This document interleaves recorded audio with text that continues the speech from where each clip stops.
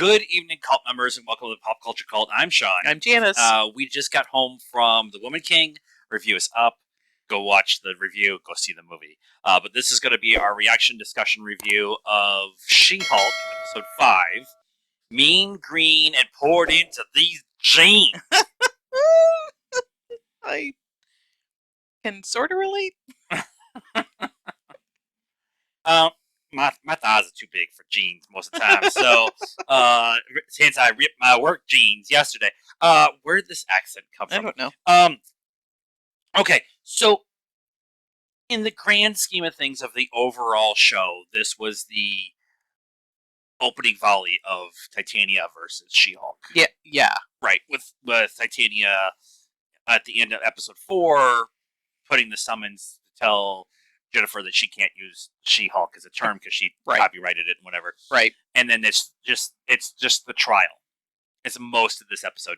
And her getting a suit. A real superhero suit. Well, they kept saying a superhero suit, but she's like, I just need a proper like her Nikki and then the other defense attorney that took her case were like you need to dress more the part instead of looking like a linebacker in a suit, or look like you're wearing a linebacker suit or whatever. Yeah. And so that was the main part of this episode. Like, really was that, and it advances the story a little bit since it's 9 episodes. This was that one that kind of advances it a little bit with the Titania. Mm-hmm. It's a little more, it's a little more of a peek into who Jennifer is. No, not She-Hulk, and then her coming to grips with being She-Hulk. Right. Because she said in the beginning, I'm not She-Hulk, and, you guys gave me this name, and she wasn't really embracing it. So, I mean, each episode has been her embracing it a little bit more and a little bit more, and now she has to go defend the name. It's her name, even though in the beginning she didn't want it. So. And I think that comes, I think the idea of She-Hulk, the name, comes out of the real world comic book stuff. If I remember the story correctly, please be nice in the comments. If I remember the story correctly, they wanted to capitalize on the Bionic Woman that was going on. Right. And so Stan Lee and Marvel we need to do a superhero female lead, and they started the She-Hulk comic, and they struggled with just calling her She-Hulk. Yeah. Because they already had Hulk, and so they just called her Woman Hulk.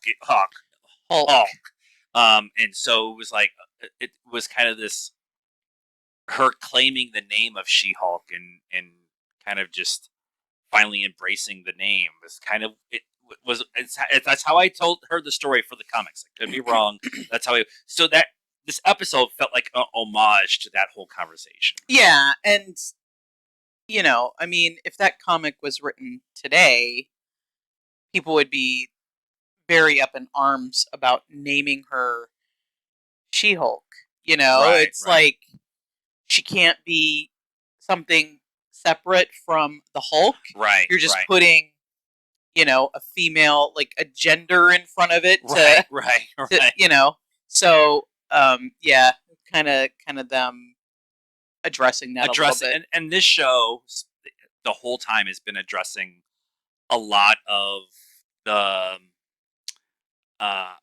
male gaze and the Twittersphere and just kind of addressing gaze, Gaze, not gaze, Gays. Okay, yeah. Male gaze, although the male gaze. But just they've been addressing that in each episode, and some people in the first couple episodes were like, they're smacking us in the face with it, and now it's like that's just part of the conversation they're having the whole way. And this was another one of those where they just kind of like, yeah, we're gonna address it. They put She on front of Hulk.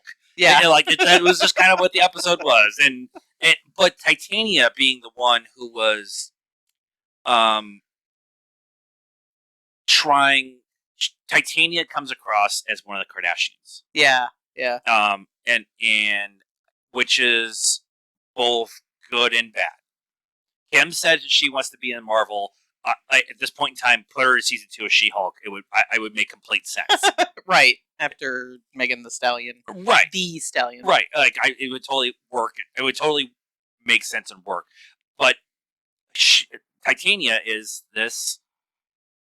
They address her as a content creator superstar with enhanced powers. Slightly enhanced, I think, is what correct. Jennifer said. Yeah. And they Jay Stoops on TikTok pointed out after the episode tonight that today we watched it tonight. Today that they've been subtly throwing in this show the idea of enhanced superpowered people just exist in the world of the MCU now. Right. Yeah. I mean, and I think we kind of talked about it a little bit at the beginning of this, and then in a couple of the other shows about how pretty much after the Battle of New York, everybody knows there are superheroes out there. And then,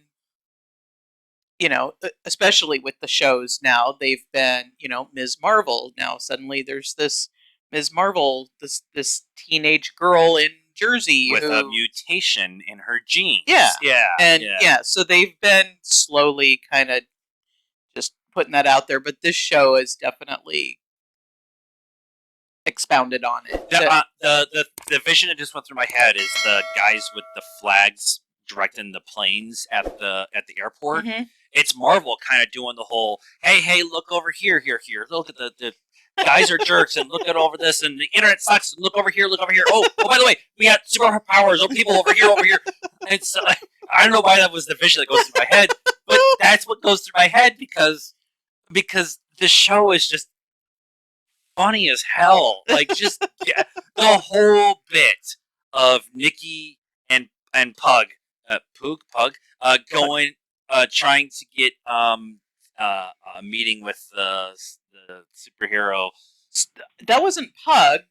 Wasn't that the jerk? No, that was Pug. Was it Pug? It was Pug. Yeah, because they had the was whole conversation. Like, I need you to do me a favor. I need you to stand in line with me at Sneaker Con. Whatever. Yeah. That was Pug.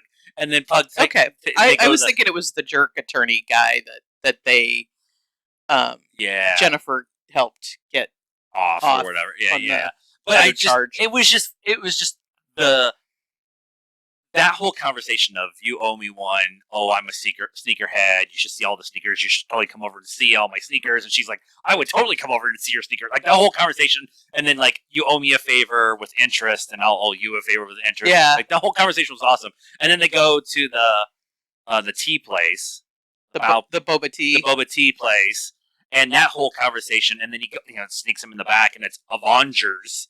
It's all that, like, they're just poking fun at all the bootleg memorabilia that was out there. Like this show is so self-aware of our world that sometimes it's a little off-putting because I'm giggling at the ridiculousness that is our world. Yeah. You're laughing at what's going on in the show, and then you're like, wait a minute. I have feelings now. I was laughing a minute ago. Getting a little close to home. Yeah, just a little bit too close to home, for my opinion.